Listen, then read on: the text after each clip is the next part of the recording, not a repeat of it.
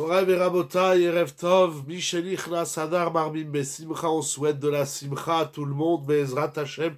En Hadar, on ne se souhaite pas de la Simcha. En Hadar, on se souhaite l'augmentation de la Simcha. Michelichna, Sadar, Marbim, Besimcha, c'est-à-dire lorsque le mois de Hadar il arrive, on augmente la Simcha. Yiratzon, Bezrat Hashem. Ce soir, nous allons étudier Parashat Teruma. Et Ratson que par le srout de ce limoud, on n'entende pas de la simcha, on entend de l'augmentation de la simcha. Rabbi Rabotai, la paracha de cette semaine, Bruchim Abaim, c'est un immense plaisir de vous retrouver comme tous les jeudis soirs sur Yeshiva Zoom. Tout le mérite aux organisateurs et organisatrices de Yeshiva Zoom, qu'Akadosh Baruch Hu, il augmente chez vous et pour toute votre vie. Marbim Besimcha, beaucoup la Simcha, très chers amis, Erev Tov. La paracha de cette semaine, paracha Teruma, c'est la première paracha du mois de Hadar. Il n'y a rien d'anodin dans la Torah, tout est calculé, tout s'inscrit, comme dira Itamar Schwartz, dans un grand puzzle. Pourquoi le mois de Hadar commence par la paracha de Teruma, en tout cas pour cette année? Je ne sais pas comment c'est chaque année, mais nous sommes en cette année-là.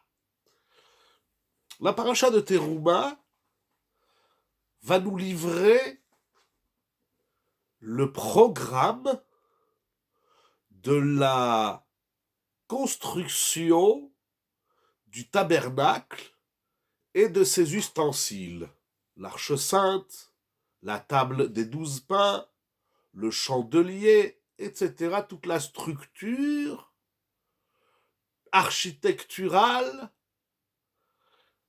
pour le tabernacle et pour qu'il fonctionne. On est en train de bâtir un édifice. Daber el Bnei Israël veikrouli teruma. Parle aux enfants d'Israël, Hachem invite Moshe à parler aux enfants d'Israël et de leur demander un prélèvement. Prends-leur un prélèvement. L'or, l'argent, etc. Les 11, 13 matériaux, c'est une discussion si on a 11 ou 13.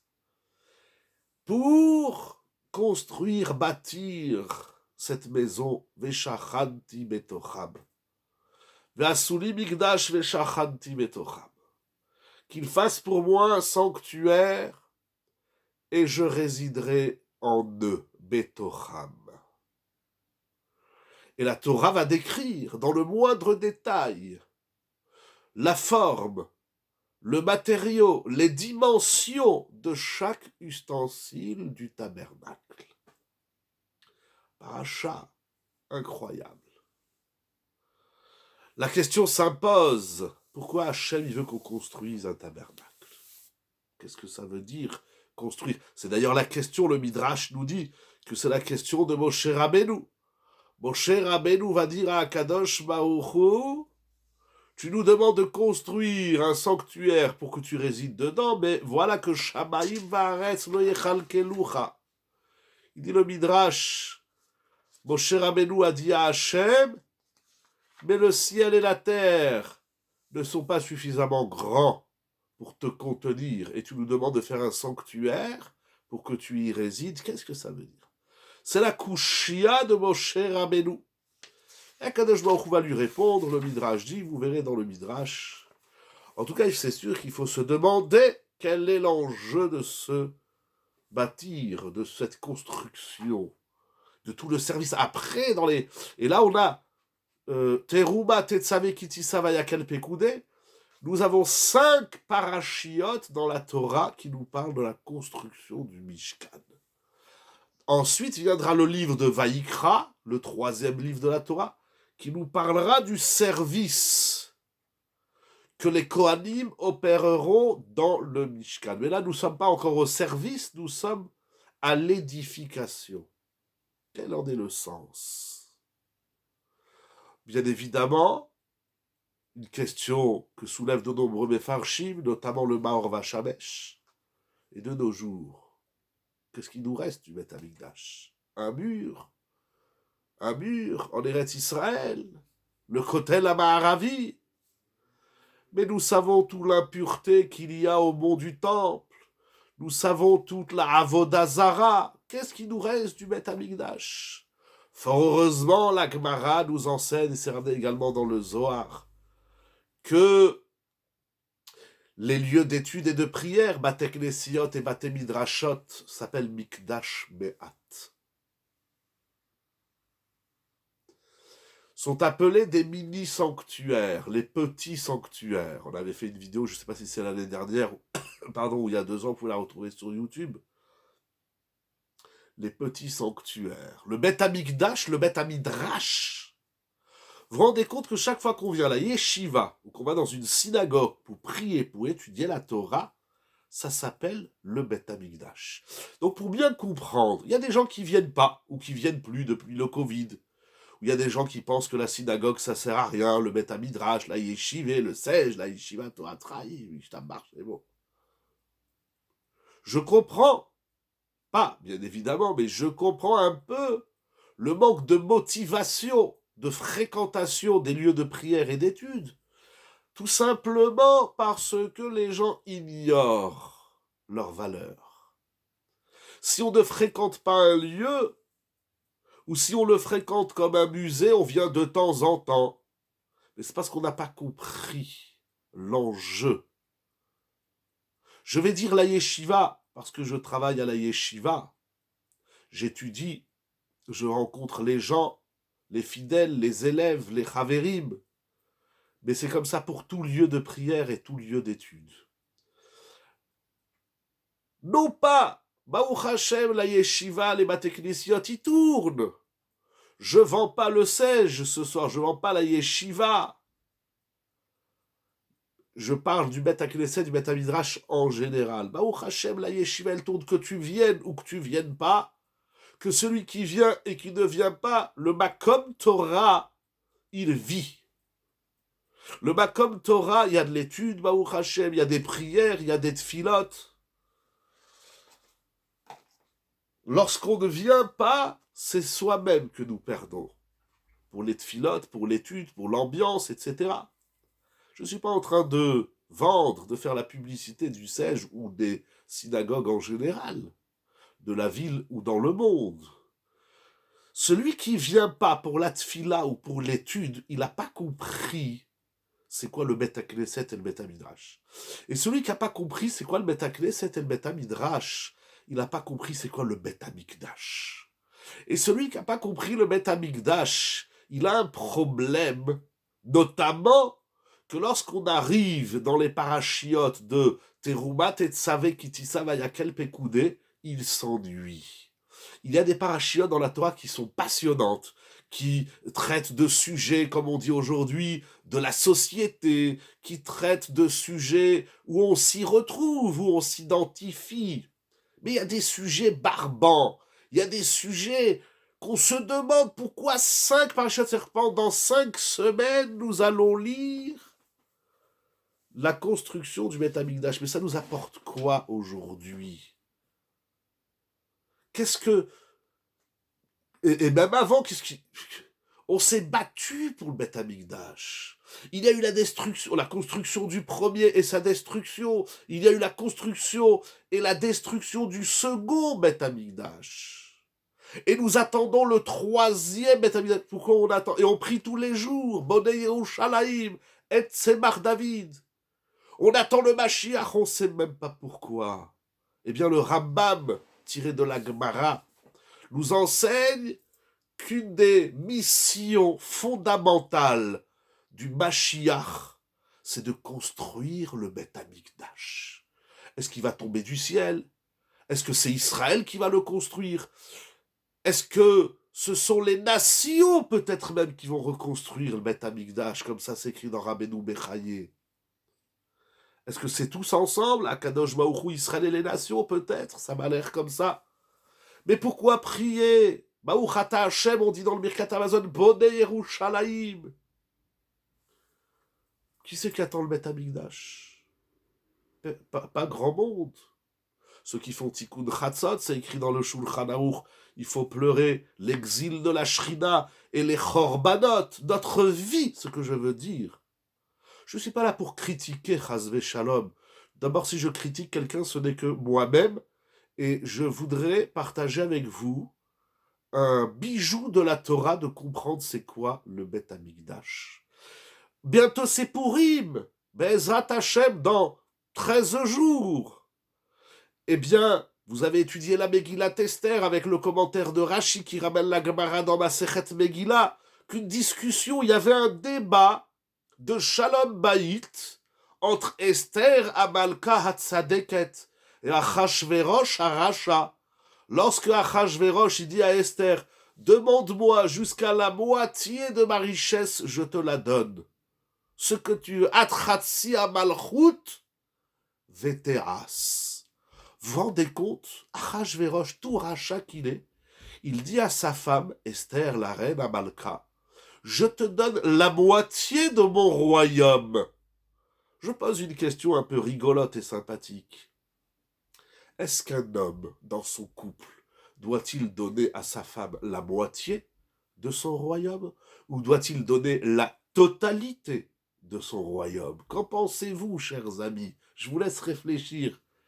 Quand il divorce, j'ai pas compris, Mechila. Pourquoi vous dites quand il divorce? Vous parlez de Achaj... Il faudrait tout... Oui, d'accord, je comprenais pas pourquoi vous parlez du divorce. Je suis pas dans le divorce. Ah, d'accord, c'est une blague. Vous me faites une blague. Ok, je comprenais pas. Mechila. Achashverosh, il propose la moitié de son royaume. J'ai peur de demander à ma femme ou de vous laisser lui demander à la rabbinite, demandez-lui, est-ce que ton mari te donne la moitié de son royaume ou tout son royaume? J'ai peur de la réponse. Le mari, oui, mais ça c'est les femmes qui répondent. J'ai pas demandé qu'est-ce que les femmes veulent. J'ai demandé qu'est-ce que les hommes doivent-ils faire. Y a-t-il des hommes avec nous ce soir qui veulent tenter la réponse? Vous êtes pas obligés. Moraï Verabotaï, Achashverosh, vous pensez que c'est un tzaddik ou pas? Il propose, si c'est un homme, il donne tout. Il y a plein de réponses. Déjà, si on veut donner tout, c'est pas simple. Donc si on part sur... Mon mari a répondu tout. Oui. Chazak. C'est des bonnes réponses, Moraï Verabotaï. Il y en a d'autres, hein. Koubara. Ah, si vous me parlez, si un il me parle en anglais, l'autre en arabe, je vais rien comprendre. Chez nous, on dit bracha, pas Koubara, vous l'avez dit à l'envers. Bravo, Rabotaï, un peu de sérieux. Un peu de sérieux. Je sais, c'est moi qui... C'est Hadar, Marbim Bessimra. Achashverosh, moi, chaque fois que je lis ce passage d'Israël, il donne... Vous savez que Achashverosh, il était riche. Il régnait sur 127 provinces. Et il donne la moitié. La moitié de 127, ça fait 63 et demi. Je ne sais pas c'est quoi le demi, mais bon. Vous vous rendez compte, un roi qui, dit la Gemara, fait partie des 3 rois qui régnaient sur le globe terrestre. Sur la kippa, on appelle ça la kippa. Alors, il dit à sa femme, je te donne la moitié de mon royaume. C'est énorme. C'est un tzaddik, ce Achashverosh Aracha. Eh bien, la Gemara, elle s'est ramenée dans Rashi, si je ne me trompe pas, dans la Megillat Esther, qui dit que Achashverosh, il a dit à Esther, tu me demandes ce que tu veux, je te donne. Plus que la moitié, je te donne tout. Mais une chose, je te donne pas. Incroyable. Incroyable. Il lui dit, je te donne tout sauf une chose. Quelle est cette chose-là? Si tu me demandes de construire le Beth Amikdash, je ne laisserai pas les Juifs le construire. C'est la seule chose qu'Achashverosh ne donne pas à sa femme, c'est de construire le Beth Amikdash. Nora ve'ayom. Il s'habillait comme le Kohen Gadol. Il portait les vêtements du Kohen Gadol, Achashverosh. Il a servi le vin et les boissons alcooliques lors de son festin dans des ustensiles du Beth Amikdash. Pourquoi les goyim ils veulent le Beth Amikdash? Pourquoi aujourd'hui les musulmans, je ne pose pas la question ni aux juifs ni aux musulmans ni à personne, mais cet endroit il est tellement kadosh, il est tellement important, il est le cœur du monde. Pourquoi les musulmans ils veulent à tout prix rester sur le mont du temple? Pourquoi dans l'histoire les chrétiens ils voulaient le mont du temple? Et les Anglais et les Jordaniens, etc., et les Turcs, etc. Qu'est-ce qu'ils veulent de cet endroit? Et pourquoi nous, on le veut un peu ou on le veut pas du tout? Bon, allez, Rabotai, nous allons entrer dans le vif du sujet, c'est écrit dans le Midrash, nous allons étudier un Midrash extraordinaire commenté par une des grandes lumières de notre peuple, le Sfat Emet. Lisons d'abord le Midrash, Rabbah, au chapitre 33, Perek Lamed Gimel Seif Gimel. Veikrouli teruma, et ils prendront pour moi un prélèvement. Il dit le Midrash, vous savez que le Midrash Rabbah, lorsqu'il veut expliquer un passage de la Torah, souvent, il ramène un pasouk, des Nevi'im, des Ketuvim, et il fait il va utiliser un message des prophètes, et le message des prophètes, il va l'utiliser pour interpréter un passage de la Torah. Regardons ensemble, si vous voulez bien, le passage que le Midrash Rabbah a choisi pour nous expliquer dans les Nevuot, dans les Ketuvim, pour expliquer l'enjeu du sanctuaire. Hada ou Dirtiv. Il y a un pasouk dans Shirachirim au chapitre 5, verset 2, pasouk bet. Ani yeshena velimier. Even Hachetia, l'origine du monde s'y trouve, donc pour être très bien. Mais pourquoi l'origine? Merci d'avoir rappelé la Even Hachetia. Pourquoi on veut tellement cette pierre originelle qui est l'origine de la création du monde? Le monde, il a été créé il y a 5783 ans. Qu'est-ce qu'on a besoin de cette pierre? Quel ségoula? On dira aujourd'hui quel ségoula. Excusez-moi une petite seconde, Mechila. Quel ségoula elle a la pierre de Shetia? Qu'est-ce qu'on a besoin d'elle à l'origine du monde? Qu'est-ce qu'on a besoin? Mais ce que nous allons expliquer, va également expliquer différemment cet événement Shetia. Ani el Shena velibi er, il a dit Shlomo Amelech. Moi je dors, je sommeille, et mon cœur est réveillé. Il est vrai que lorsque nous dormons, une des seules choses, des organes en nous, qui ne dort pas, c'est le cœur. Parce que si le cœur dort, monsieur ne va plus se réveiller. Chas v'shalom, barbina, lo alenu. Alors, Shlomo Amelech, il dit, tu sais, quand tu dors, ton cœur est réveillé. Ani yeshena velibi er. Le cerveau, il dort. C'est le dimayon qui est réveillé. Il n'y a que le cœur. Mais s'il y a le cerveau aussi, ok, il y aura aussi le cerveau. Velibi er. Shlomo Amelech, on a besoin de Shlomo Amelech. Il n'était pas cardiologue.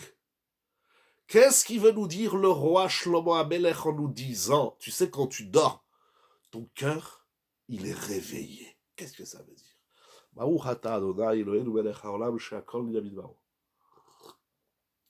Vous savez, c'est ramené dans les Mefarshim. Nous savons dans la Torah que tout ce qui se passe ici dans ce monde, c'est l'échantillon, le reflet de ce qui se passe dans l'univers perceptible et l'univers infini. Lorsque nous dormons, Akadosh Baruch Hu, il a fait que lorsque nous dormons, notre cœur continue de battre. En d'autres termes, le cœur ne subit pas le sommeil. S'il est ainsi dans l'organe du corps humain, ce n'est pas que pour le corps humain, mais c'est également pour le corps de l'esprit. C'est ainsi également pour le corps, entre guillemets, de la neshama. En simple, Ani Yeshena Velibi Er, c'est un concept. C'est la vie. C'est le message que Akadosh Baruch veut nous transmettre ici. Le Midrash continue, nous allons voir. Amra Knesset Israël. Le peuple d'Israël, l'assemblée d'Israël a dit à Akadosh Baruch Hu, Ani Yashanti li minaketz. Ce qui est très intéressant dans ce Midrash, c'est qu'il commence par la fin de l'histoire. Et de la fin de l'histoire, il va rebondir sur le début de l'histoire. Lisons le Midrash. Voilà que le peuple d'Israël dit à Akadosh Baruch Hu, moi je sommeille de la fin des temps. C'est-à-dire, explique les Mefarshim, le Maharzou, il faut voir les Mefarshim dans le Midrash. Ça veut dire que parfois dans l'histoire, et peut-être même tout le temps, le peuple d'Israël s'est un petit peu, voire beaucoup, désespéré de la Géoula. Il y a ceux qui ne croient pas à la Géoula, ceux qui croient que la Géoula, elle a déjà eu lieu. Que ça soit aussi bien au niveau, à l'échelle du peuple, de la communauté d'Israël, du clan d'Israël, ou que ça soit à l'échelle individuelle, il y a des gens qui n'y croient plus, qui ne croient plus à leur propre Géoula. Ils pensent que leur histoire est décidée jusqu'à la fin des temps et même au-delà. Ils pensent qu'ils vivent dans une fatalité où j'adore la sœur jumelle de la fatalité, c'est la réalité. On ne croit plus à la Géoula. On ne croit pas. Qu'est-ce que ça veut dire? C'est quoi la Géoula? C'est quoi le Ketz? Et là, Akadosh Baruchu Uher, nous dit le Midrash. Le peuple d'Israël dit à Dieu, moi, j'ai abandonné l'histoire de la Géoula. J'ai abandonné. On sait même que les Israéliens, quand ils étaient en Égypte, il y en a qui ne voulaient pas sortir. 4/5, c'est beaucoup. Mais Akadosh Baruchu, lui, il ne dort pas. Il est réveillé. Donc moi, je dors. C'est le peuple d'Israël qui laisse la Géoula s'évaporer. Mais Akadosh Baruch Hu dit, non, moi je ne dors pas. Sheneemar tsur levavi vechelki elokim leolam. Akadosh Baruch Hu, il est appelé levavi, mon cœur. Levavi. Levavi, il faut aller voir dans Tehilim. Donc le peuple d'Israël dit, moi je dors, mais mon cœur qui est Akadosh Baruch Hu, il est réveillé. Ça c'est dit sur la Géoula. Deuxième enseignement du Midrash, Ani yeshena mina mitzvot. Je suis endormi des mitzvot. Notre cœur, c'est Akadosh Baruch Hu en nous, exactement.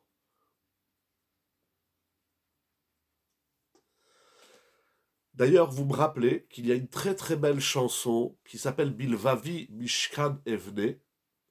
Et nous avons notre Rav Itamar Schwartz Shalita qui a écrit de nombreux livres qui s'appellent Bilvavi. Dans mon cœur, j'édifierai un sanctuaire. Akadosh Baruch Hu, il est appelé le cœur d'Israël. Moi, je dors de la Géoula, mais Hachem reste réveillé. Deuxièmement, nous dit les Midrash, Ani Ashanti, Tishbitsur Levavi, voilà.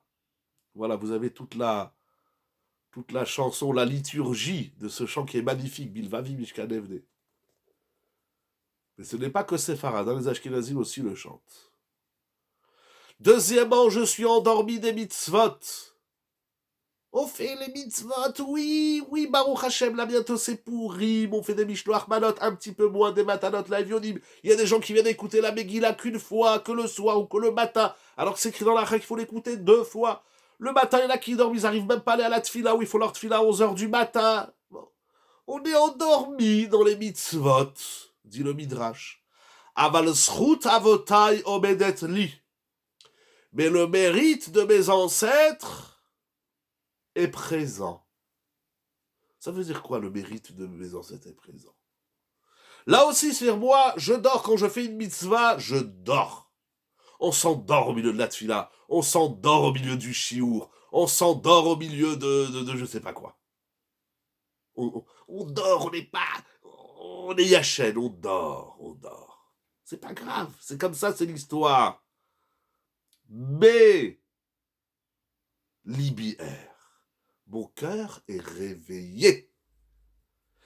Deuxième explication, je dors quand je fais les mitzvot. On fait Birkat Hamazon, on s'endort au milieu. Après qu'on l'a fini, on se rappelle même plus si on l'a fait. On s'endort au milieu de la tefila. Tout ce qu'on fait, on dort. Mais le mérite, le zchut, avot, le mérite d'Avraham, Yitzhak, Yaakov, Moshe, Aaron, David, ou Shlomo et de tous les tzadikim, il est réveillé en moi. On n'a pas d'action sur le cœur. S'il existe des cardiologues qui opèrent le cœur, ce que je souhaite à personne, bien évidemment, je souhaite à tout le monde d'avoir un cœur sain, Admea Ve'esrim. Si dans la chair et dans la matière, on peut opérer le cœur, alors même dans l'esprit, et même, bien sûr, soi-même. Si l'autre, il peut rentrer dans mon cœur, à plus forte raison que moi, je peux rentrer dans... Bien sûr qu'on a de l'action. Ve'avta et Hashem Elokecha bechol levavecha. La Torah, elle parle beaucoup du cœur, et d'ailleurs, elle va en parler beaucoup dans le Mishkan. On va le voir surtout dans les parachiotes suivants, dans Vayakel Pekoudé, et même dans Kitissa, si je me trompe. Ah, pardon. Bien sûr qu'on peut avoir une action sur notre cœur. Et je vais même vous dire, mais c'est pas le sujet, je vais vite fermer la parenthèse, le fait qu'il bat ne dépend pas de nous. Le fait qu'il bat, il n'a pas... Mais rien ne dépend de nous si c'est comme ça. Il n'y a pas que le cœur, l'estomac, il n'y a rien qui dépend de nous. Mais bien sûr, vous avez raison, au niveau physique, ça ne dépend pas de nous. Mais la structuration du cœur, et qu'est-ce que le message du cœur, ça dépend de nous. Toute la Torah, c'est le lève. Je dors quand je fais une mitzvah, quand je fais le Birkat Hamazon. Je dors tellement dans Afrashat Chala que c'est devenu du carnaval. Je dors lorsque on me demande du chesed. Moraï Verabotaï. Mais le mérite de mes pères est éveillé en moi. Qu'est-ce que ça veut dire? Qu'est-ce que ça veut dire ça? Je comprends rien. Donc, premièrement, je dors de la Géoula, mais Akadosh Baruch Hu est réveillé. Akadosh Baruch Hu, c'est mon cœur.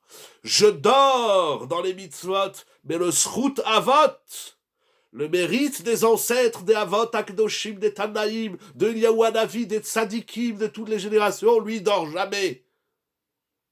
Troisièmement, Ani yeshena mimaaseh ha'egel. Velibi'er. Ve'akadosh Baruch Hu martik alai heve ve'ikru li teruma. Alors, il y a plusieurs façons d'expliquer le Midrash. Je vais prendre une tendance, inspirée du Sfat Emet que nous allons voir. Je dors par la faute du Vaudor. Mais à Kadosh Baruch Hu Velibière, là on revient à Kadosh Baruch Hu, et il me dit, pour me réveiller, prenez un prélèvement pour édifier le sanctuaire. Nous allons rentrer tout de suite dans le Sfat Emet. Moraï Verabotaï, ce Midrash nous dit que le peuple d'Israël, il dort à la Géoula, il dort dans les mitzvot, et il dort dans les Averot, surtout le Vaudor. C'est le Vaudor avec un T.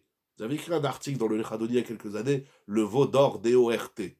C'est comme Amalek, Asher Karecha. Non, Karecha, c'est autre chose. Karecha, c'est refroidi. C'est comme quelque chose que vous mettez au congélateur. Dormir, c'est pas Amalek, c'est que les Juifs qui dorment. Voilà. Amalek, il dort pas, il fait la guerre. Amalek, il refroidit le monde. Le Juif, il dort. Géoula, mitzvot, c'est incroyable que le Midrash, il a commencé par la fin. Akadosh Baruch Hu, c'est mon cœur. Zchut avot, c'est mon cœur. Donc c'est du juif sur lui-même. Exactement. Donc on a dit, les trois cœurs qui dorment, c'est la Géoula, les mitzvot et la faute du Vaudor.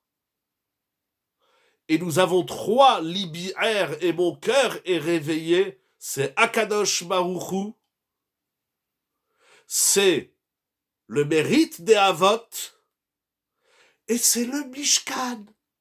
Veikru li Trouma, c'est la troisième traduction, troisième étape, troisième niveau du réveil du cœur. Veikru li Trouma, construire le Mishkan, c'est pour se réveiller. Oui, les gens qui viennent pas à la synagogue, en général, c'est parce qu'ils dorment. Qu'est-ce que ça veut dire que le Mishkan, ça nous réveille? Akadosh Baruch Hu, il nous a demandé de construire un sanctuaire. Tout le monde vous le dira. C'est pour que Dieu réside sur terre. C'est vrai, c'est immense comme idée. Mais là, le Midrash nous dit autre chose, une autre idée, une nouvelle idée. Akadosh Baruch Hu, il nous dit construisez le Mishkan, parce que le Mishkan, c'est le cœur qui bat. Vous avez dit bat. Bat avec T, hein, pas bat avec S. Attention. Il n'a pas le cœur bas. Il faut avoir le cœur haut. Vaïgba libo bedar ke Hashem. Il a élevé son cœur dans les voies divines. Le Mishkan, c'est l'élément qui nous réveille. Ah, que je vous dis, faites un sanctuaire pour vous réveiller. Incroyable. J'ai chaud. Excusez-moi, j'enlève ma veste. J'avais froid, j'ai chaud. Ça me fait des chaleurs, ce midrash. Qu'est-ce que ça veut dire que le Mishkan nous réveille? C'est quoi ce libi air? Que je vais rebondir, je le dis déjà parce que je risque d'oublier. Construire un sanctuaire, c'est plus d'investissement que de se déplacer dans une choule. C'est plus d'investissement. Pourquoi c'est plus d'investissement? Se déplace dans... De toutes les façons, encore une fois, la choule, c'est Migdash Meat. Tout ce qu'on fait au Bet HaKnesset, que ça soit depuis le ménage, le rangement des livres et des chaises, la rénovation du Bet HaMidrash, bien évidemment la Tfila, les Teilim, le Limouda Torah, etc., tout ça, c'est Libi Air. Qu'est-ce que ça veut dire Libi? Libi, mon cœur, vous avez compris, c'est pas Libi Air, c'est pas de l'argentin ou de l'espagnol, c'est Libi Air. Le Bet HaMidrash, la Yeshiva, le lieu d'étude et de prière, c'est le concept, c'est l'illustration de Libi Air. Je vous ai saoulé avec Libi Air, hein, pas la bière, pas le Timéden de la bière, non, Libi Air. Qu'est-ce que ça veut dire? Il dit le Sfat Emet, je ne sais pas si on aura le temps de tout lire, il en parle sur 1, 2, 3, 4, 5, 6, 7, 8, sur 8 années, donc 8 fois dans la paracha, le Sfat Emet va ramener ce midrash. J'ai pris quelques phrases. La première, c'est celle qui m'a fait vibrer. Il dit le Sfat Emet.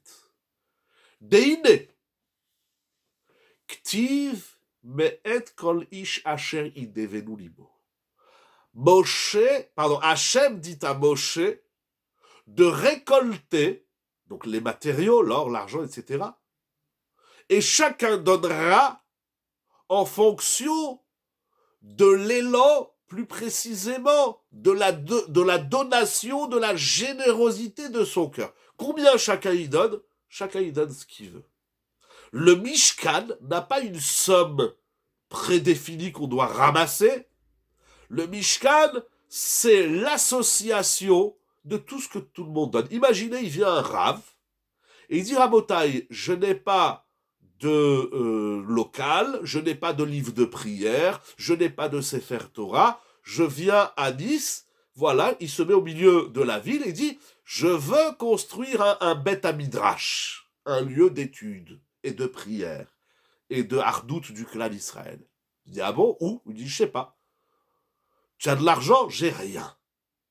Il va récolter, il va lui donner 5 euros, il va lui donner 10 euros, il va lui donner 1000 euros, il va lui donner... Il dit, le Bet HaMidrash que je construis sera le produit de vos dons. Ce que vous me donnez, il y aura. Voilà. Et puis, s'il y a de l'argent, eh bien, on fera des kiddushim, on achètera du café, voilà. Le Mishkan, il est le reflet de la générosité de chacun. Il n'y a pas de somme prédéfinie par Akadosh Baruch Hu. Je trouve ça extraordinaire. Il dit, le Sfat Emet, quelque chose d'incroyable. Michlal, on est dans Tavresh Lamed Zayin. Cela veut dire qu'il y a en chaque individu d'Israël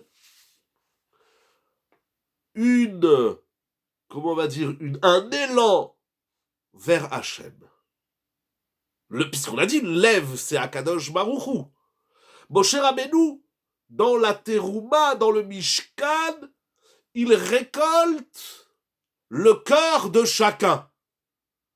Le cœur, c'est Dieu. C'est Hachem, c'est Akadosh Baruch. Moshe Rabbeinu, il demande à chacun, on dit en français, d'y mettre de son cœur. Ici, on dira, d'après le Midrash, il demande à chacun d'y mettre de son Akadosh Baruch. C'est-à-dire combien tu te sens concerné, non pas par la yeshiva, le Beth Midrash, la communauté. C'est pas ça. Un juif, il n'est pas concerné par ça. Moi, ta yeshiva, elle m'intéresse pas. Il y a des gens qui me disent. Il n'y a pas de problème. Il y a plein de yeshiva, de lieux où on peut étudier la Torah, la briout. Mais le Beth Midrash, le Beth Mikdash, c'est pas un lieu. C'est le reflet du divin qui est dans ton cœur. Combien Dieu, combien Hachem, il est dans ton cœur. Et il dit quelque chose d'incroyable. Af, j'ai envie de crier, mais je vais essayer de vous le dire avec du miel. Af, achar, achet. Exactement, c'est ça la gloire d'Akadosh Baruch Hu. Voilà, les chaïm, les sorot tovot. J'essaye. Grâce à vous, grâce à Dieu. Même après la faute, c'est ces 3 mots qu'écrit le Sfat Emet qui m'ont fait prendre conscience d'une immensité, de l'immensité du Mishkan et de Dieu d'Akadosh Baruch Hu et de la Torah tout entière et la chance que nous avons d'appartenir au peuple d'Israël, le peuple d'Akadosh Baruch Hu. Il dit le Sfat Emet, Moshe Rabbeinu, il vient, il dit à chacun, tu as un cœur ou tu n'as pas de cœur? Mets la main sur le cœur, j'ai la main sur le cœur. Bien sûr que j'ai un cœur, Baruch Hashem. Je vous pose une question, c'est spécial avant Purim, je vous pose une question. Où dans la tfila, ceux qui connaissent la réponse, il ne faut pas la dire. Laissez ceux qui ne connaissent pas la réponse. Après, on demande où dans la tfila, nous prions sur notre cœur. Voilà. Quelle heure il est? 9h12, vous avez encore 15 minutes. Où dans la tfila, nous parlons du cœur. J'avais écrit des articles aussi dans le Lechadodi. Où nous parlons du cœur dans la tfila. Le schéma, trop loin. Vous êtes parti trop loin. Le schéma Israël, oui, j'ai compris, le schéma Israël. Vous êtes parti trop loin, mais vous avez raison. Mais il y a bien avant ça, quand on parle du cœur. Les Vavechem. C'est encore dans le schéma. C'est écrit plusieurs fois dans le schéma, les Vavecha. Où nous prions pour notre cœur, Moraï Verabotai. Allô, il y a quelqu'un? Bon, alors maintenant, on va demander à ceux qui savent. Vous pouvez cacher vos noms ou pas. Moi, la brioute, au contraire, c'est tout à votre honneur. Ou dans la tfila, y a-t-il quelqu'un qui sait où est-ce qu'on parle du cœur dans la tfila? Bon, eh ben, si tout le monde sait, je vous le dis pas. Cherchez, puis si vous trouvez, vous me direz au cours du chiour. Mais le matin, Chazak, ou le matin, les barachot du schéma, trop loin. Il y a la dame d'avant, pardon. Ah, Madame Zetoun, elle a dit les brachot du matin. Ou dans les brachot du matin, on parle du cœur. Ashré, dans Ashré, on parle du cœur. Je me rappelle pas, peut-être vous avez raison. Attendez, je vais chercher un sidour. Alors, vous avez dit les brachot du matin, c'est juste. Quel bracha du matin, c'est le cœur? Alors, il y a quelqu'un qui fait les brachot le matin? Moraï Verabotai. Alors, personne n'a trouvé? Je garde le million pour moi, qui sera le maillon fort. Moraï Verabotai. Première bracha à Noten. L'a servi, Chazak, il a bien servi. Anotel l'a servi, Mina, le'avchin ben yom uven laila. Modéani, aletilat yadaim, asher yatzar, c'est le corps, et le kai neshama, c'est la neshama, la 5e bracha, en tout cas le 5e phrase de tous les matins. Anotel l'a servi, Mina, le'avchin ben yom. Servi, c'est le cœur. 5e bracha, je crois que vous êtes tunisienne. Vous avez gagné la 5e bracha. On commence la journée en parlant de notre cœur. Le corps, l'âme et la neshama. On continue le shiur. Il dit le Sfat Emet. Moshe Rabbeinu, il vient voir chacun, il fait, dis-moi, tu as un cœur ou tu n'as pas de cœur? Bien sûr que j'ai un cœur. Baruch Hashem, je sors de chez le cardiologue, j'arrive de la 60aine ou 70 ans, je sais pas quoi, j'ai fait un check-up, et il m'a dit, ton cœur, il va bien, Baruch Hashem. Je parle pas de ça. Moshe Rabbeinu, c'est pas un médecin. Il est où ton cœur? Mon cœur, il est là. Dis où est ta Torah? Tu crois au Mashiach? Bien sûr, je crois au Mashiach. Il va faire quoi le Mashiach? Il va nous régler tous les problèmes. Ça s'appelle pas le Mashiach, ça. Le Mashiach, il va construire le Beth Amikdash. Ouais, tu sais, il y en a qui sont déjà Mitya, Shimina Geoula. Mais dans ta vie, tu penses que ça peut aller mieux? Oh, ça, je sais pas, ça dépend de ma femme, ça dépend de moi. Je touillotte. Ça dépend de personne. Ça dépend de ton cœur. On va voir si tu as du cœur. Tu fais les mitzvahs, tu mets les tefillin, tu fais la tzedaka, tu fais le tzitzit, tu fais la mezouza, tu fais de la katnerot, etc., etc. Je fais la Torah comme je peux. Ah, alors tu dors. Ils sont où les Avot Akdoshim? On est un peuple avec une histoire ancestrale magnifique. Il fait, dis-moi, dans ton cœur, il y a quoi? Il dit le Sfat Emet. Le cœur, il nous réveille. Non, le cœur nous apprend que même lorsqu'on dort, même lorsqu'on croit plus au meilleur, même lorsqu'on pense que ça va pas, et même lorsqu'on a fait des graves avérotes comme la faute du veau d'or que nous payons jusqu'à aujourd'hui, nous dit Rashi. La faute du veau d'or, elle se dilue dans l'histoire. Il dit, est-ce que tu penses que ta tête, là, ta tronche, elle peut être différente? Est-ce que tu penses que ta vie, elle peut être meilleure? Déjà en tant qu'individu, après on va voir au niveau du peuple d'Israël. Il y a des gens qui disent non. Pourquoi tu te mets en colère? Et je te disais, mais c'est comme ça qu'il m'a fait le bon Dieu. Tu dors. Celui qui parle comme ça, il dort. Tu peux pas être un peu plus gentil et offrir à ta femme tout le royaume? Maintenant, je vous pose une autre question à vous, mesdames, avant que je referme la parenthèse. Et une femme, elle offre quoi à son mari? Si le mari lui offre la moitié du royaume, qu'est-ce que la femme, elle offre au mari? Je vous laisse réfléchir. Il dit le Sfat Emet, Akadosh Baruch Hu, il nous dit, vous avez fait la pire des choses, le Chet HaEgel. Vous êtes revenu au don de la Torah, vous étiez au niveau d'Adam Arishon avant la faute. Vous avez fait la faute du veau d'or, vous êtes retourné, vous êtes retombé. Mais Akadosh Baruch Hu dit, moi je crois en vous. Je vous ai donné un cœur. Le cœur, c'est l'organe qui donne l'impulsion de vie, même à celui qui pense qu'il est mort. Noravayom. Qui mitzvazo, car cette mitzvah, est-ce que c'est clair le yesod? La question, je sais que vous n'allez pas trouver, où on va avoir 18 000 réponses, mais on va pas faire un débat, qu'est-ce qu'une femme, elle offre à son mari, qui lui offre la moitié du royaume. Si vous voulez, on a 2 secondes, ok, elles sont passées. Est-ce que le yesod du Sfat Emet, il est clair? C'est pas fini, hein. Le Sfat Emet, il dit à Kadosh Baruch Hu, il dit, vous avez fauté, réveillez-vous. Mais comment on a fait la pire avéra? Le Chet HaEgel, Egel Azav, est-ce que c'est de la Vodazara ou pas? Si c'est de la Vodazara, d'après certains Rishonim, c'est Nora Ve'ayom, on a tout détruit. Et Akadosh Baruch Hu dit, vous avez tout détruit, vous allez reconstruire. C'est ça l'idée de bâtir. C'est ça le lève. Le lève, c'est l'organe qui impulse la vie, même à celui qui pense qu'il est mort. Car cette mitzvah, elle incombe à chacun. Et ce point-là, c'est sur ce point-là qu'il est dit,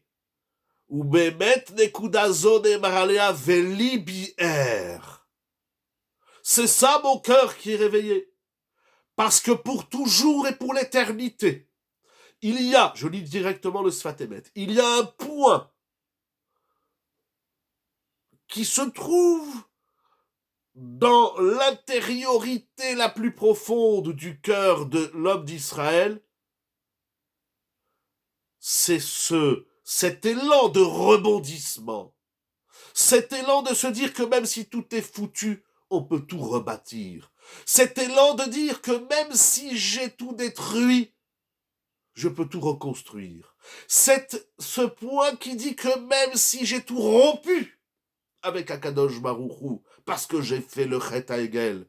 Eh bien, Akadosh Baruch Hu, il y a une Nekuda Pnimit Belev Ish Israël. Il y a un point. un infime et minuscule point qui te permet de tout recommencer. On est après la faute du Vaudor. Akadosh Baruch, c'est tout le contraire de ce que disent les nations, de ce que disent les autres cultes. Ils disent, mais vous avez fauté, Dieu, il vous a jeté à la poubelle. Je voudrais vous dire un chidouche extraordinaire que j'ai lu dans un livre magnifique, si je peux mettre la main dessus, ou sinon je vais vous le dire oralement. Non mais c'est dommage. Attendez-moi une petite seconde. Il faut juste que je retrouve le Sefer. J'ai lu une idée sensationnelle. Je suis là, Rabotai.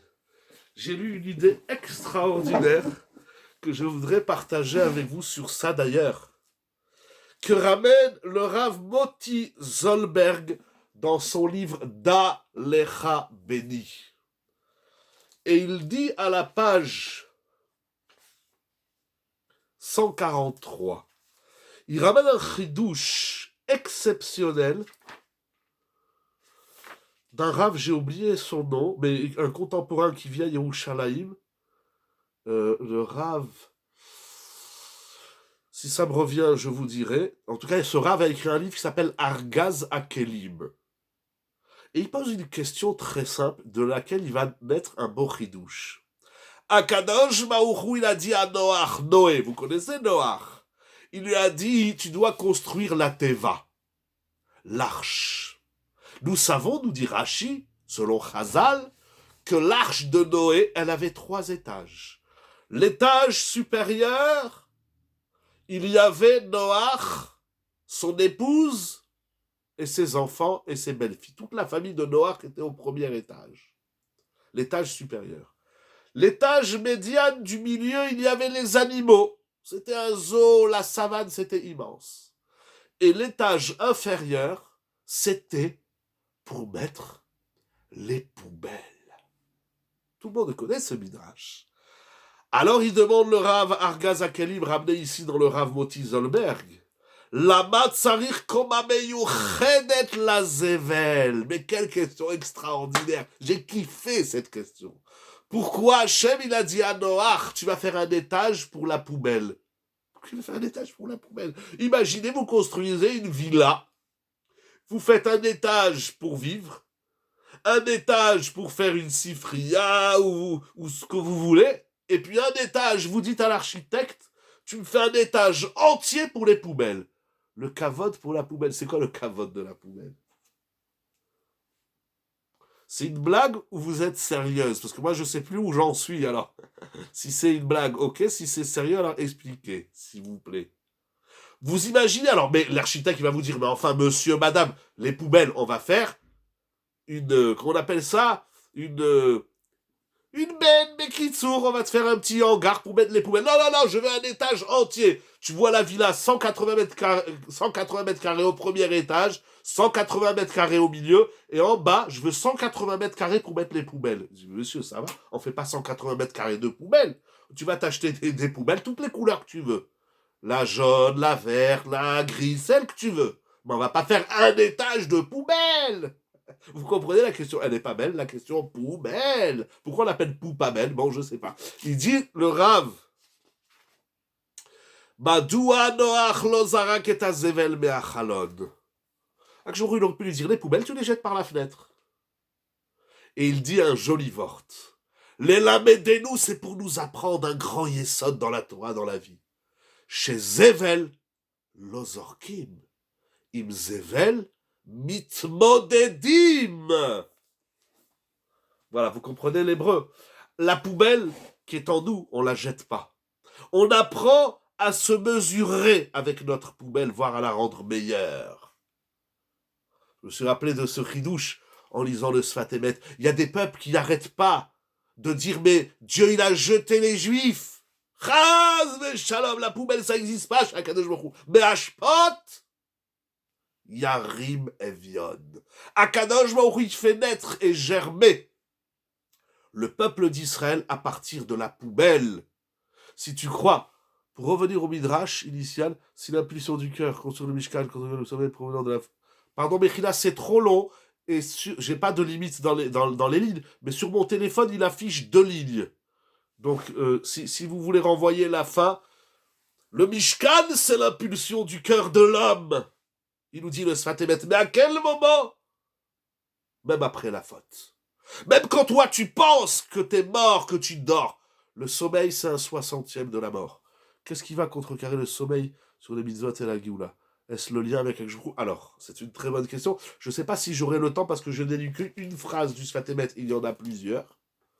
Mais c'est sûr qu'à un moment donné, il va falloir prendre ces trois niveaux, la Géoula, les mitzvot et le Chet HaEgel, et voir les trois cœurs. Nous avons trois cœurs, Akadosh, Baruchou, les Havot et le Mishkan, donc nous-mêmes, et faire le lien. Notre cœur nous ramène au Havot, et les Havot nous ramènent à Akadosh Baruchou. C'est à partir d'Avraham qu'on sait que Hachem il est Chesed.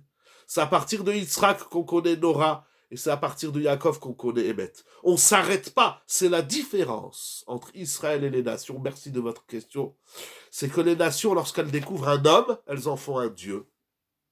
Nous, lorsqu'on découvre un homme, on découvre Dieu. Vous comprenez la nuance? Est-ce que j'ai bien dit la nuance? Est-ce que c'est clair? Si tu penses que l'autre, il est un Dieu, alors tu vas t'arrêter à l'homme, comme Aman. Aman, il s'est pris pour un Dieu, Asatz, Moeloa. Paro, il a dit Ani, il a dit, comment il a dit Paro? Lié Ori ve Ani Asitini, ils se sont tous pris pour des dieux. Mais nous on dit à l'homme, merci d'être là pour nous montrer qui est Dieu. D'ailleurs, je vais vous dire un autre ridouche, extraordinaire, qui va dans ce sens. Vous comprenez la nuance? Est-ce que je suis... Quand je dis vous comprenez, ça veut dire est-ce que moi, ce que je dis, c'est compréhensible? Est-ce que ce que je dis, vous le comprenez? Si vous ne comprenez pas, c'est que j'ai mal dit. Alors, je ne vais pas dire est-ce que vous comprenez. Est-ce que je dis quelque chose qui s'entend? Si l'homme, il peut monter très haut, et on le reconnaît, on a des hommes, même dans la Torah. Et c'est vrai que chez les Goïm aussi, il y en a qui ont été très hauts, pas aussi haut que les Chachamim, mais ça s'est arrêté là. Nous, la grandeur de l'homme est un rebondissement vers le divin. Donc c'est ça qui dit le Midrash. Enfin, c'est ça que je comprends du Midrash. Si tu as compris que ton cœur il est réveillé, il va te ramener au Havot, Avraham, Tzag, Yaakov. Et à travers les Havot, tu vas découvrir Akadosh Baruch Hu. Celui qui s'est arrêté à l'humain divin, il va pas jusqu'à Akadosh Baruch Hu, il n'a rien compris. Alors lui il n'est pas, il dort, il est dans le coma. Je voudrais vous dire un chidouche extraordinaire, écrit d'ailleurs aussi dans le Sfat Emet et dans le Maor Vashemesh. Comment c'est écrit là-bas?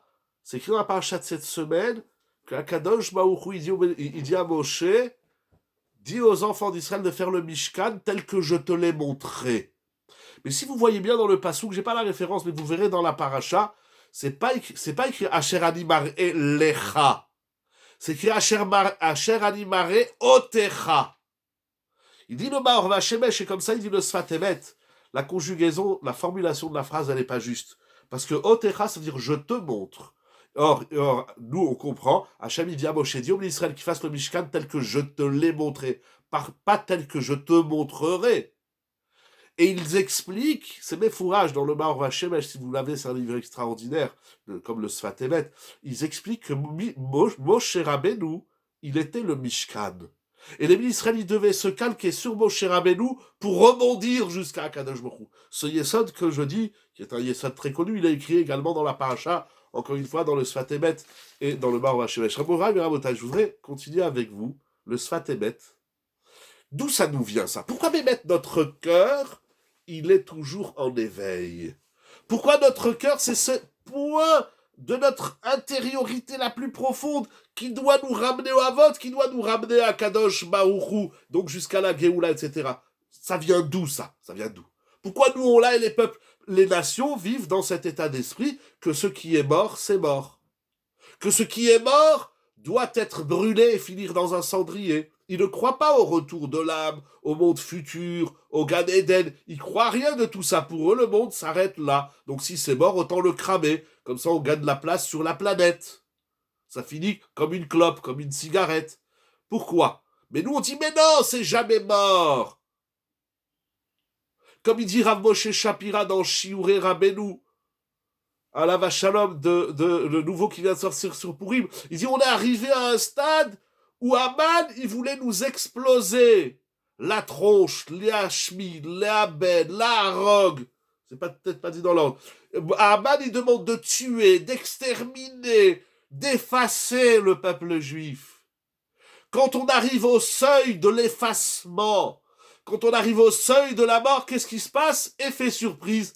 Paf! Le clan d'Israël, il renaît. C'est la renaissance. On ne vit pas une vie qui s'éteint, mais on vit une vie que même lorsqu'elle est éteinte, elle se rallume. Ça vient d'où, ça?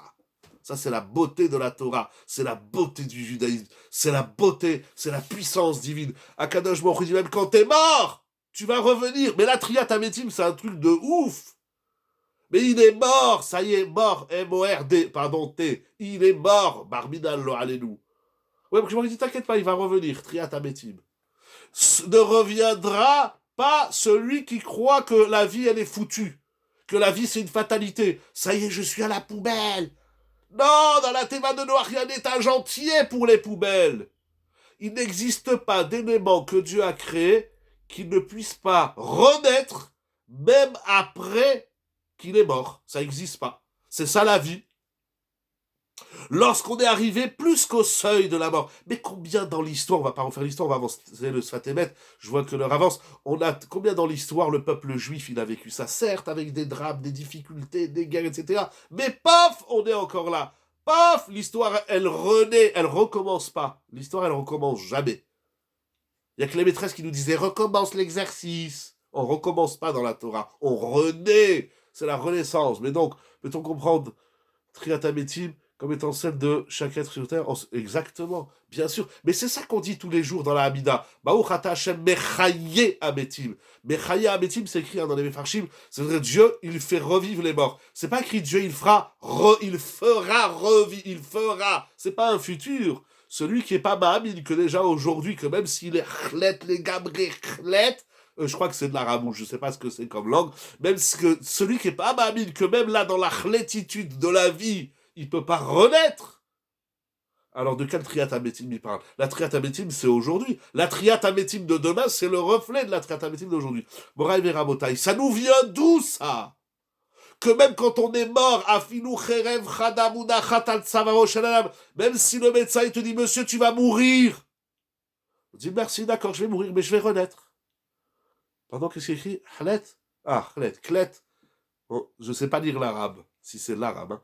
Il dit le Sfatemet Akadosh Baruch Hu qui nous a mis ça dans notre cœur. Quand Akadosh Baruch Hu a-t-il mis une puce dans le cœur de chaque juif pour lui dire que même quand il sera chlet, eh ben il pourra renaître. Le juif vit dans la renaissance permanente, puisque tous les soirs on meurt.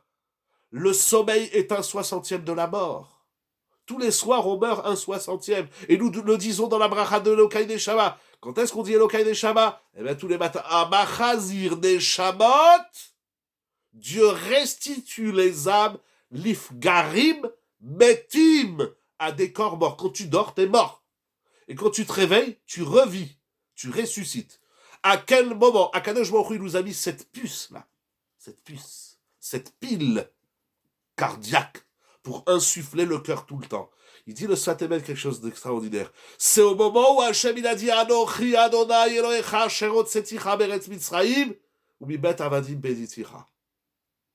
Au moment où Hachem il a dit Anochi Hachem Elokecha. Je suis Hachem ton Dieu. Au moment où Hachem il a dit Anochi, paf, il est rentré dans le cœur de chacun. Cette phrase, elle a été gravée. Ça nous apprend quoi? Achen, c'est vrai, il nous dit le Sfatémet. Akadosh Baruch Hu, il a pas insufflé, la Neshama, il a insufflé, mais le cœur, il a gravé. Akadosh Baruch Hu, il nous a fait un tatouage dans le cœur de chaque juif, c'est écrit Anochi Hashem Elokecha. Encore une phrase où il dit, là, au moment où Hashem il a dit Anochi Hashem Nerkak Zea Elokut, Zot Chukat HaTorah. Là-bas, c'est la Torah. Mais Chazak, Zot Chukat HaTorah. Chukat, Chakouk, je crois là-bas aussi les Sfatémet. Mais donc, cette faculté propre aux Juifs qui doit l'incarner sur terre pour les Goïms. Exactement au point que vous connaissez le Midrash. Chazak. J'avais oublié ce Svatemet. Sur Zot Rukat Torah, il faut être roquette la Torah exact. Mais effectivement, vous savez que c'est écrit dans le Midrash quelque chose d'incroyable. Il y a tellement de choses à dire sur le Mishkan. Je pense à comment je dois conclure sur Barbim Bessimra. Vous savez que... Ah oui, le Midrash nous enseigne que si les Goïms, ils connaissaient la vertu, le pouvoir, la ségoula du Beth Amikdash, ils le rebâtiraient eux-mêmes pour Israël et ils le protégeraient. Et c'est écrit, chaque nation enverrait des milices pour surveiller et protéger le Beth Amikdash. Raïm et Rabotaï, ça veut dire quoi, Michel Nicolas Sadar? Marbin. Nous allons voir tout de suite. Au moment où Akadosh Baruch Hu il a dit Anochi Hashem Chaz Merkak Zeaolokut Benibam. Pardon, j'ai vu qu'il y a une remarque qui a surgi. Vous pouvez la renvoyer, vous pouvez la regraver. Alors a été gravé dans leur cœur de chaque Ben Israël cette faculté de désir, Hatchouka, de ce désir de revenir vers Hachem. Et donc il écrit, les animaux aussi, pardon, regardez, je vais laisser les yeux sur l'écran, si vous voulez bien la renvoyer, les animaux aussi. Vous la renvoyez, voilà. Eux aussi ont un cœur tatoué d'Akadosh Baruch. Je ne sais pas comment les nations ont pu refuser la Torah malgré ce pouvoir. Mais je vais vous dire, sur les animaux, sur toute créature, est gravé le nom d'Akadosh Baruch. Tatoué le nom d'Akadosh Baruch. De facto, naturellement. Mais certainement à un autre niveau, parce qu'un animal, même s'il chante, je l'ai déjà dit, les animaux, même s'ils disent Perek Shira, ils restent des animaux. Ils n'ont pas évolué. Il y a ceux qui restent des animaux, il y a ceux qui se prennent pour des dieux, et il y a ceux qui sont animaux et ils évoluent jusqu'à Dieu. Israël, il est là. Pourquoi les goïms ont refusé, je vais vous dire. Moi, la question que j'ai, c'est pas pourquoi les goïms, ils ont refusé. C'est une grande question, donc il n'y a pas que le cœur. Il n'y a pas que le cœur. Mais c'est pour ça qu'on a dit tout à l'heure, c'est vrai, mais regardez, il est déjà très tard, on pourrait en discuter toute la nuit. C'est ça, l'hôtel l'a servi, Bina. Dans le lève, il faut mettre de la Bina, du discernement, de l'intelligence.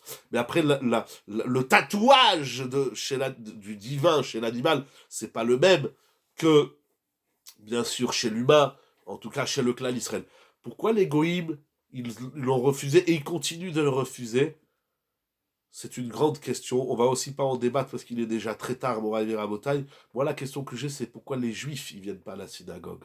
C'est pourquoi les Bnei Israël, et je parle pour moi, encore une fois, je critique pas. Baruch Hashem, il y a des gens qui viennent, il y a des gens qui s'investissent, il y a des gens qui étudient la Torah. Je dis pas qu'il n'y a pas Chaz v'Chalia. Je suis pas en train de dessiner un schéma du peuple d'Israël catastrophique. Chaz v'Shalom. Chaz v'Chalila.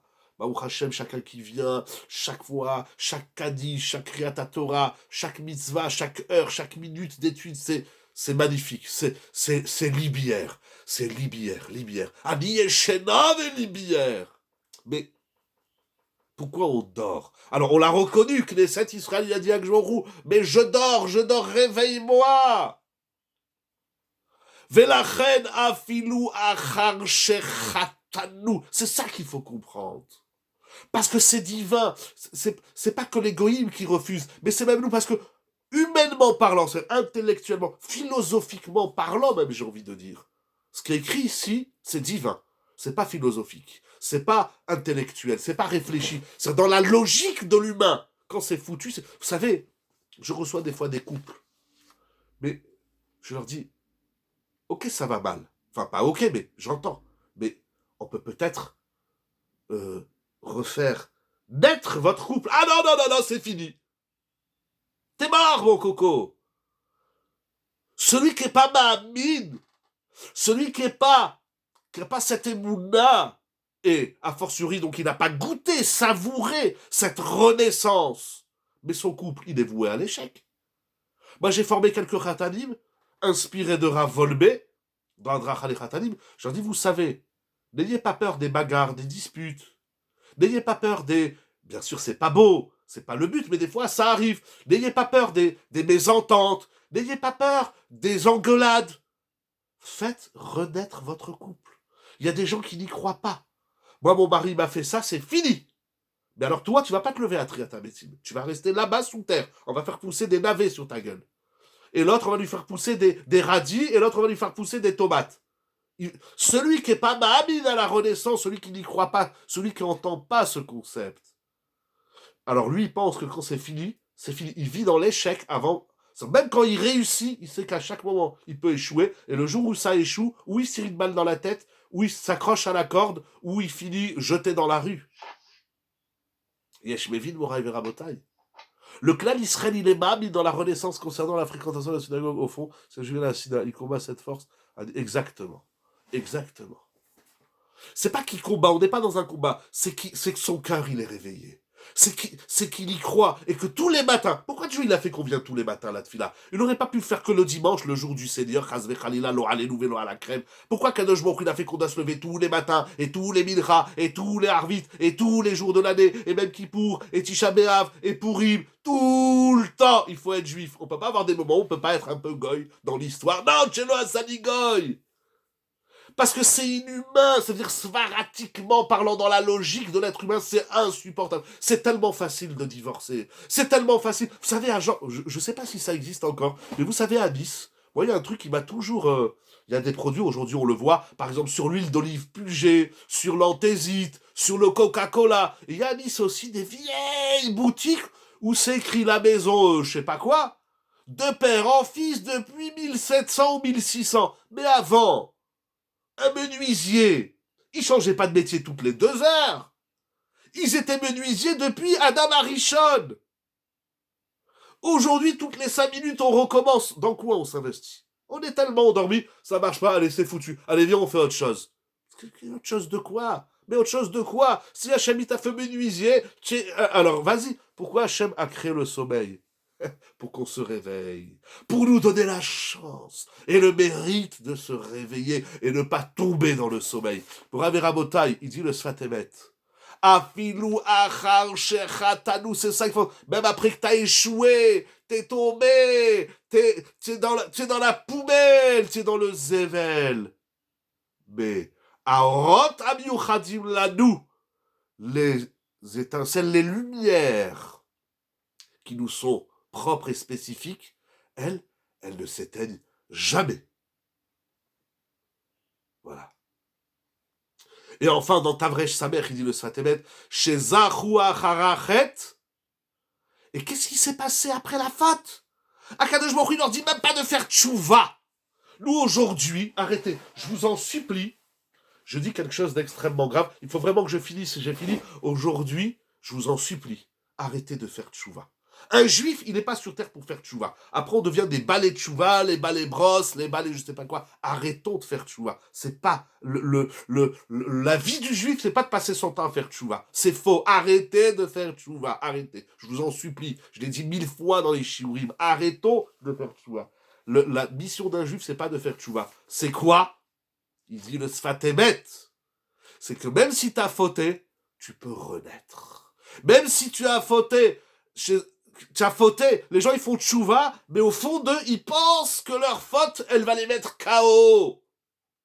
La Torah, c'est pas faire tchouva, il faut pas passer son temps à faire tchouva. La Torah, c'est une renaissance de l'être pourri que je suis. C'est une renaissance d'un moi bas chaque instant de ma vie.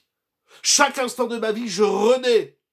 Et chaque instant de ma vie, même après que j'ai fauté et échoué, dit le Sfatemet, chez Zahu Achar Achet, les Ashraat Ashrina. Même après la faute, Hachem, il leur a dit, il leur a même pas demandé de faire tchouva, vous vous rendez compte? Mais nous, qu'est-ce qu'on leur a dit? Mais vous êtes fous, allez vite faire tchouva. Non! Akadosh Baruch Hu, il dit, tu as fauté. Eh ben, je vais te donner le moyen de refaire résider la présence de Dieu en toi. C'est ça le cœur. Non, honnêtement, Rabotai, c'est pas magnifique. Je voudrais terminer avec un vort. Par la puissance, par l'énergie du tatouage de notre cœur que nous avons reçu à Matan Torah au moment où Hachem nous a dit Anochi Hachem le Kra. Morav et Rabotai, encore 1 minute.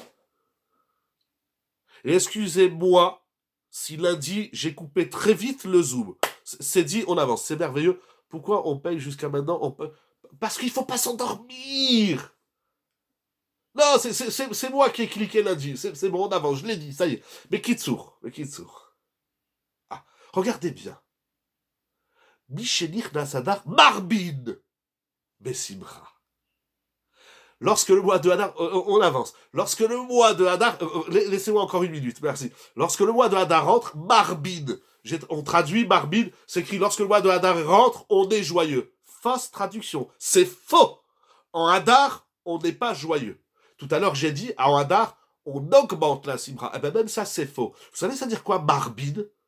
On traduit arbé par beaucoup, ribouille. Non. Marbin, Revia. Piria verivia, Marbin revia, Piria verivia.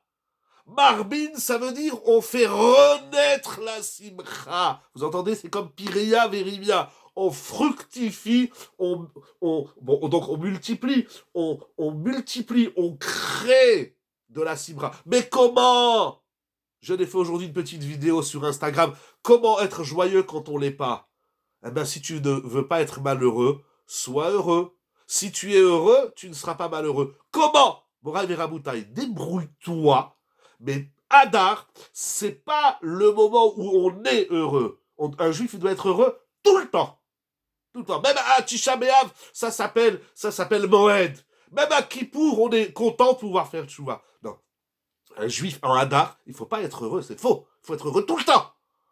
Un juif en Hadar, il est marbide, il est procréateur. Voilà, c'est le mot que je cherchais. En Hadar, on est procréateur de la simra. Comment? Débrouille-toi. Chacun, il va inventer. Il faut être inventif. Si tu n'arrives pas à inventer et que chaque Pourim, c'est toujours la même chose, comment il dit Rav Schwartz, Shalita? Il dit si à Pourim, c'est ramené dans le Bilvavi de cette semaine, si à Pourim, t'as pas découvert une nouvelle dimension de ton être, tu n'as pas fait Pourim. Pourim, c'est pour découvrir quelque chose de nouveau. C'est procréer. On est des procréateurs de la tchouva, de la simra, pardon. C'est ça, le Marbin Bessimra. Ce yesod extraordinaire avec ce midrash magnifique, ce commentaire du Sfatemet qui est sublime. Qu'est-ce qu'il nous apprend comme yesod? C'est que même quand il n'y a plus rien, c'est la poubelle, c'est le Chet Hegel. Pourim, c'est Piria en pluriel. Exactement. Ah, en plus, Pourim aussi. Merci. Chazakou Merci. Donc, Pourim, c'est Piria et Marbin, c'est Rivia. On est dans la procréation. Je vais vous dire un ridouche. On est dans la procréatitude de la Simra. Moraï Verabotai, ce que je nous souhaite, je souhaite à tout le clan d'Israël, vraiment, qu'Akadosh Baruch Hu, il nous envoie la chorma, la servie, le lève, que notre cœur nous réveille, qu'on n'a pas besoin d'aller chez le cardiologue, Razve Khalila, qu'on n'a pas besoin de faire des malaises du cœur pour se rappeler que Akadosh Baruch Hu, je me rappelle, Ravolbé, Alav Shalom, notre maître, il avait dit un jour dans un chiour, si Akadosh Baruch Hu a fait que le cœur bat autant de fois par minute, c'est que autant de fois par minute, tu peux renaître. Moi, je dis, Hadar, c'est la renaissance, Hadar, c'est la procréatitude, la procréation de la simra, il faut procréer, on est des procréateurs, on est là, on crée de la simra, on produit de la simra. Shabbat Shalom, procréatique de simra. Voilà, Moraï Verabotai, Shabbat Shalom, j'ai compris le message, non, je rigole. Shabbat Shalom, un grand merci, Rabbi Yonatan et ton épouse, pour tous vos efforts, un délice, c'est chez Baruch Hashem, c'est grâce à vous, c'est grâce à l'équipe de Yeshiva Zoom, c'est grâce au Midrash, c'est grâce au Sfatemet et au Maor Vachemesh que j'ai rapporté très vite, mais c'était surtout, et Ramoshe Shapira, on a ramené quand même des grands chidushim de façon très très vite parce que le temps est déjà imparti. Moraï Verabotai, Yeshiva Zoom. C'est ça la Yeshiva. La Yeshiva, c'est un endroit où on renaît chaque année, ou chaque instant. La Yeshiva, c'est un moment où il y a une renaissance de soi permanente, où on procrée la renaissance. Voilà, merci à tout le monde. Vous avez compris, la yeshiva, c'est ça la synagogue, c'est ça le Beth Midrash. C'est là où on procrée la renaissance chaque instant de notre vie. Soyons des procréateurs simratiques de Simra, ce que je vous souhaite, des cascades de procréation, de procréativité de Simra. Moraï Verabotai, Yeshiva Zoom, dans le sourire, pour la gloire d'Akadosh Baruch Hu. Les Chaim, et je vous dis à très bientôt. Be'ezrat Hashem. Michénir Nasada, Marbin, Bessimra. Kol Touv.